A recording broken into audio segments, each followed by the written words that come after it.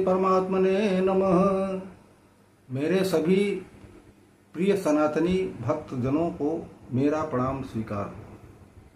सुंदरकांड की कथा मैंने पिछले भाग में आप लोगों को सुनाया था, उसी के आगे ये है जो ये कथा है आगे की। अब सुंदरकांड लगभग कल के लास्ट होने वाला है, आखिरी होने वाला है, थोड़ा सा ही बचा है। राम तेज बल बुद्धि विपुलाई, शेष सहत सत सकहि न गाई। सक सर एक सोसी सत सागर, तब भ्रातहि पूछो नयनागर। जो दूत आए थे, रावण ने जिसको भेजा था यहाँ, वो जब लौट के गए वहाँ, तो वहाँ रावण से कहने लगे कि रामचंद्र जी का तेज तो बहुत बड़ा है। आप माने न माने, रामचंद्र जी का तेज तो बहुत बड़ा है। राम तेज बल बुद्धि विपुलाई, शेष सहत सत सकहि न गाई। लाखों हजारों शेष भी नहीं गा सकते, इतनी बड़ी ताकत है, इतना बड़ा उनका वो है। शेष सहत सत सकहि न गाई, लाखों हजारों करोड़ों शेष नहीं गा सकते। लेकिन फिर भी सक सर एक सोसी सत सागर, तब भ्रातहि पूछो नयनागर। लेकिन नीति निपुण श्री रामचंद्र जी इतने नीति वाले हैं कि उन्होंने इसका उपाय आपके भाई से पूछा कि कैसे समुद्र को पार किया जाए। आपके भाई से पूछा।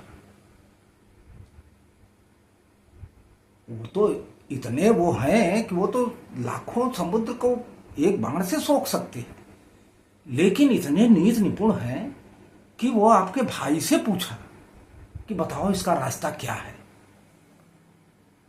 तासु बचन सुनी सागर पाही, मांगत पंथ कृपा मन माही।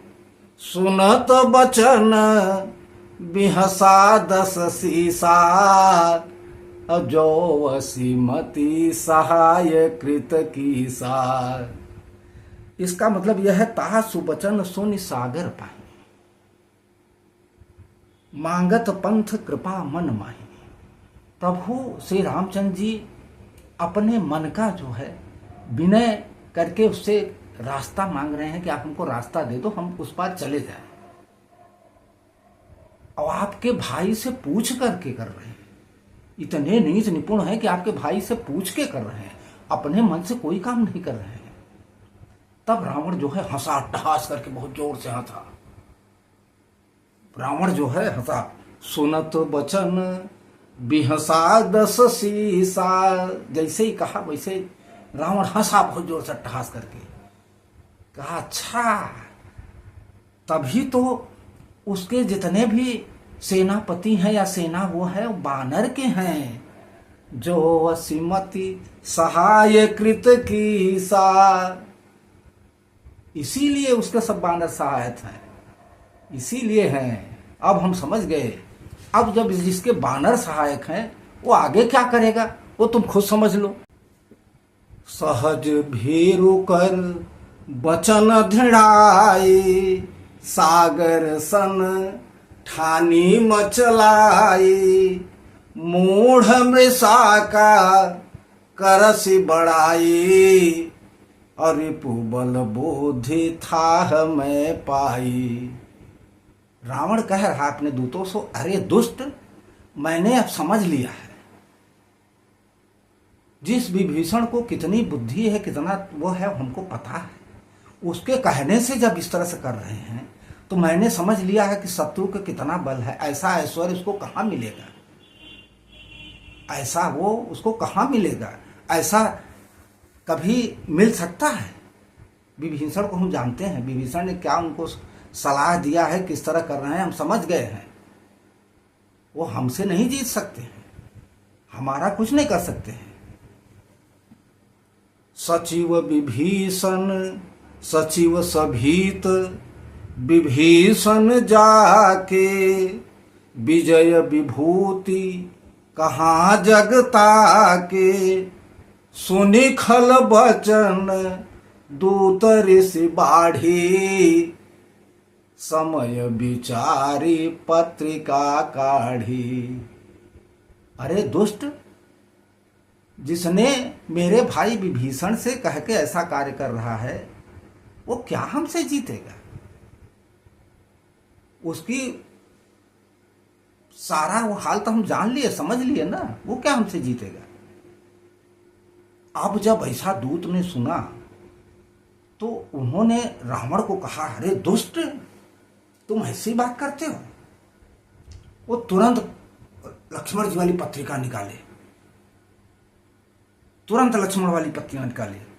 समय विचारी पत्रिका काढ़ी, तुरंत पत्रिका निकाले और उस पत्रिका को बांचने लगे और कहने लगे कि रामानुज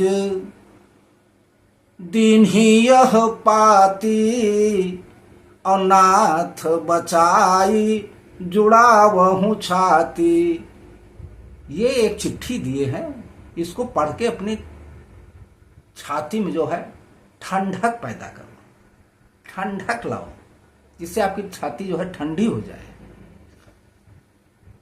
बिहसी बाम कर लीन्ही रावण, सचिव बोली सठ लाग बचावन। हंसते हुए उन्होंने बाएं हाथ से ऐसी पत्रिका ले ली और अपने मंत्री को, जो मूढ़ मंत्री था, उसको पढ़ने के लिए दिया कि पढ़ो, देखो क्या लिखा है इसमें।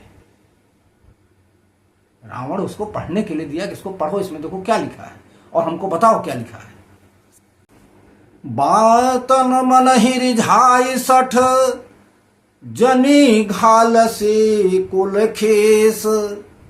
राम विरोधन बरसे, शरण विष्णु अजईस। पत्रिका में लिखा था कि रे सठ रावण, तू अपने मन की सोच करके ऐसा क्यों कर रहा है? ऐसा अगर कर रहा है तो तू जल मर जाएगा, तू बचेगा नहीं और जल मर जाएगा। राम विरोधन बरसी, शरण विष्णु अज ईस। अगर तुम विष्णु, महेश, शंकर, इनके सबके भी चरणों में जाओगे ना, तो वो भी नहीं बचा पाएंगे तुमको। इसलिए तुमको ये करना है कि तजिमान अनुजैव, प्रभु पद पंकज भृंग। होहि कि राम सरानल, खलकुल सहित पतंग। इसलिए अपने छोटे भाई की तरह प्रभु श्री रामचंद्र जी के शरण में आ जा। तेरे को मैं समझा रहा हूं, आ जा, अच्छा रहेगा, तेरा सब कुछ बच जाएगा, कुछ नहीं होगा। और नहीं तो तेरी मर्जी, जैसा करना है वैसा करो। अपने भाई की तरह आ जाओगे, शरण में आ जाओगे तो बच जाओगे। तेरा भाई आ गया, देखो आराम से है, और तू भी अगर आ जाएगा तो बच जाएगा। और नहीं तो कोई नहीं बचा सकता तुमको, कोई भी नहीं बचा सकता, तुम बच ही नहीं पाओगे। अब तुम जल जाओगे। तो क्रोध या अभिमान जला देता है। इसलिए मेरे प्रिय भक्तों, आप लोग भी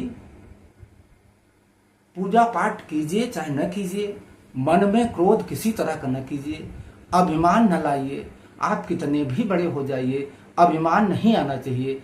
अभिमान बहुत बहुत ही आपके जीवन के लिए हानिप्रद है। अभिमान और क्रोध दो चीजें छोड़ दीजिए, इससे आपका सब खराब हो जाएगा, नष्ट भ्रष्ट हो जाएगा। शांति रखिए, मन को अपने शांत रखिए। मन को जब शांत रखेंगे तो सारा आपका काम जो है बढ़िया होगा, अच्छा होगा, सुंदर होगा, आपका भविष्य सुंदर होगा। इसलिए आप लोग क्रोध और अभिमान ये दोनों छोड़ दीजिए। इसके आगे की कथा मैं आगे वाले भाग में सुनाऊंगा। और जिन मेरे सनातनी भक्तों ने चैनल को सब्सक्राइब नहीं किया है वो चैनल को सब्सक्राइब कर लें, और अच्छा लग रहा हो तो दूसरे को शेयर भी करें, लाइक कर दें।